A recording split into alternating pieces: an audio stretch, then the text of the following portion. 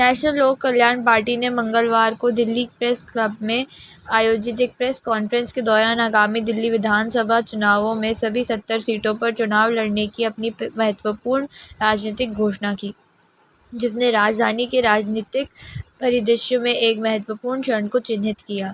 इस कार्यक्रम की अध्यक्षता एनएलकेपी के नेशनल और दिल्ली राज्य के नेतृत्व में की। इस कार्यक्रम ने दिल्ली में शासन को फिर से परिभाषित करने की एनएलकेपी की राजनीति को रेखांकित किया।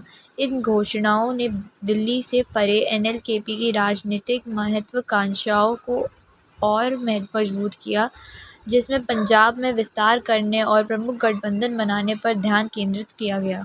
मुझे इस काबिल समझा कि मैं आज स्त्री विंग की लेडीज विंग की प्रेसिडेंट चुनी गई हूँ और मैं बहुत शुक्रिया अदा करती हूँ। और सच में ये बात बड़े लंबे समय से मेरे साथ इंद्रप्रीत जी के साथ हुई थी कि मैं इलेक्शन कभी नहीं लड़ूंगी, क्योंकि ये मेरा मिशन नहीं है। ये बात मैंने इनको कही थी। तो बहुत इस बात में डिटेल होने के बाद कि मैंने ये बात के लिए कहा कि हम जमीनी लेवल पर जब तक काम नहीं करते हैं तब तक हमें कहीं पर भी खड़े होने का राइट नहीं बनता। तो इसके लिए इंद्रप्रीत जी ने मेरे साथ बड़ा लंबा समय हो गया, हम लोग जमीनी लेवल पे काम कर रहे हैं।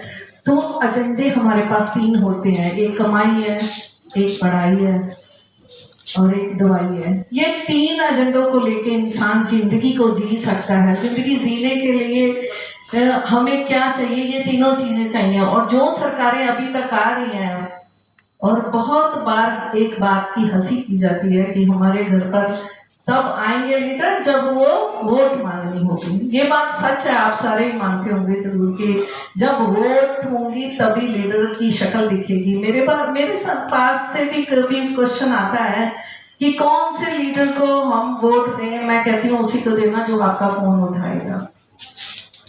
तो वो फोन ना उठाने, जब वोट लेनी है तब फोन भी उठाया जाता है। जब इलेक्शन है उस दिनों के अंदर ये सारे, मैं पंजाबी की कहावत कहती हूँ कि जमीन से गडोए की तरह ये बाहर आ जाते हैं। हमें वो नहीं बनना है। अगर दिल्ली के अंदर प्रॉब्लम अगर आती है, लेडीज को कितनी ज्यादा प्रॉब्लम है, औरतों के लिए खड़ा होना बहुत मुश्किल है। आज की डेट में औरत जो है कहीं भी में महफूज नहीं है। दिल्ली में पोल्यूशन है, एयर पोल्यूशन है, वाटर पोल्यूशन है, scarcity of water, Janata road congestion है, पानी का कम्युनिकेशन, रोड्स, गटर वटर सब जाम पड़े हुए हैं। बट इस स्थिति में दिल्ली को सुधारना हमारे लिए चैलेंज है। हमारी टीम के लिए चैलेंज ये है कि जितनी भी सरकारें आई हैं दिल्ली में आज तक, सबका अपना स्वार्थ रहा है। उन्होंने दिल्ली की जनता के लिए कुछ भी नहीं किया। हमारी पार्टी आ रही है इन्हीं सब चीजों को ध्यान में रख के कि हमें दिल्ली में उतर रहे हैं तो हमें वो काम करने हैं जो पिछली सरकारों ने नहीं किया। अगर आप लोग हमें चांस देते हैं आने का तो हम इन सब चीजों पे काम करेंगे। और दूसरा ये कि हमारा जो हमने पिछले 4-5 सालों से जो काम किया है, बोल दिल्ली बोल के नाम से हम जगह जगह जाते थे, वहाँ के लोगों की समस्याएं पूछते थे, एनालाइज करते थे और उनकी समस्या को अंडरस्टैंड करते थे। अगर फिर भी उनकी समस्या बहुत ज्यादा क्रोनिक होती थी, उस पर वीडियो फिल्म बना के कंसर्न ऑफिसर को देते थे, कंसर्न एमएलए को देते थे, काउंसिलर को देते थे। वो तब भी नहीं होती थी तो हम उसके ऊपर जाके कंप्लेंट करते थे। जब तक कि उनकी समस्याएं हल नहीं होती थी हम उस काम को करते रहते थे। हमने जमीन पे उतर के बहुत काम किया है।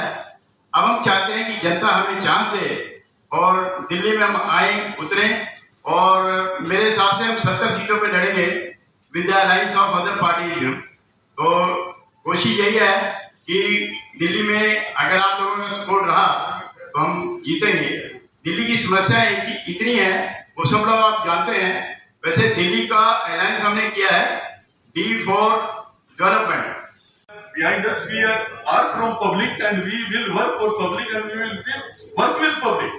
So, with this background, we want to make deep changes in our model of governance, and we will ensure that we will be successful in our governance model and look forward to the support from general public. Thank you.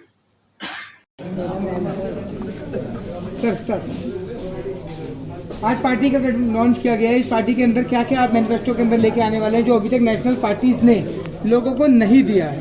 ये सबसे पहले जैसे आप देख रहे हैं कि अभी आपने देखा भी कि जैसे लेडीज़ के खिलाफ ये मुद्दे आते हैं जिसके ऊपर एक कड़ा स्टैंड नहीं लिया जाता, अडल्ट्रेशन शराब से मरने वाले और ड्रग एडिक्शन पर भी नहीं लिया जाता। तो ये कुछ ऐसे मुद्दे हैं जहाँ पे हम लीगल रिफॉर्म्स के ऊपर काम करेंगे और उसी के साथ जो बेसिक प्रॉब्लम्स हैं दिल्ली की और आगे चल के क्या और सुधार चाहिए उसके ऊपर भी वो मुद्दे लाएंगे। बड़ी जल्द आपके बीच में प्रेस कॉन्फ्रेंस करके मैनिफेस्टो लॉन्च करेंगे।